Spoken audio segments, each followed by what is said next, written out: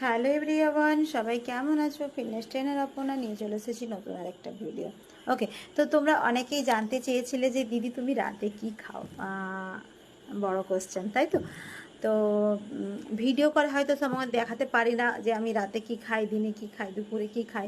তো সেভাবে সত্যি ভিডিও করে দেখানো সম্ভব না। তো আমি যেটা বলছি সত্যি কথাই, রাতে আমি কার্বসটাকে পুরো অ্যাভয়েড করি। মানে আমি রাতে রুটি খাই না আর ভাতও খাই না। ওকে, তাহলে আমি কি খাই? তো আমি রাতে কখনো আমি ইচ্ছে করলে আমি হচ্ছে রুটি আমি ওটস দিয়ে বানিয়ে বানিয়ে খাই, মানে ওটস দিয়ে রুটিটাকে বানাই।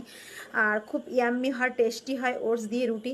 তো ওটাকে চেষ্টা করি, কারণ আমার ফাইবারটাও ওতে পাওয়া যাবে, পুরো ভরপুর ফাইবারটা পাবো তার জন্য। নাহলে আমি ডালিয়া খাই, নাহলে আমি ওটস খাই, নাহলে কিন্তু আমি স্যুপ খাই, আর না হলে আমি চিকেন স্টু খাই। তো এরকম করি, কারণ আমার সকালবেলা, কারণ রাতে যদি তুমি বেশি অয়েলি খাবার খেয়ে নাও এবং রাতে যদি ভরপুর কার্বসটা খেয়ে নাও, সকালবেলা কিন্তু তোমার ভীষণ একটা ল্যাথার্জি ভাব আসবে এবং সারাদিন ওই ল্যাথার্জি ভাব আসবে। এবং রাতে যদি তুমি অয়েলি খাবারটা খাও তাহলে কিন্তু তোমার কি হবে, আমাদের কিন্তু যা কিছু ফ্যাট জমে, মানে চর্বি জমে কিন্তু আমাদের রাতের খাবারের মধ্যেই। কারণ খেয়ে দিয়ে সেভাবে তো হাঁটা চলা হয় না, তার জন্য মানে কিছুক্ষণ পরে আমরা ঘুমিয়ে যাই। তাহলে হাঁটা চলা না হলে আমাদের সেভাবে কিন্তু হজমটাও ঠিকঠাক হয় না। তো রাতেই যা কিছু রাতের মধ্যেই লুকিয়ে আছে তোমার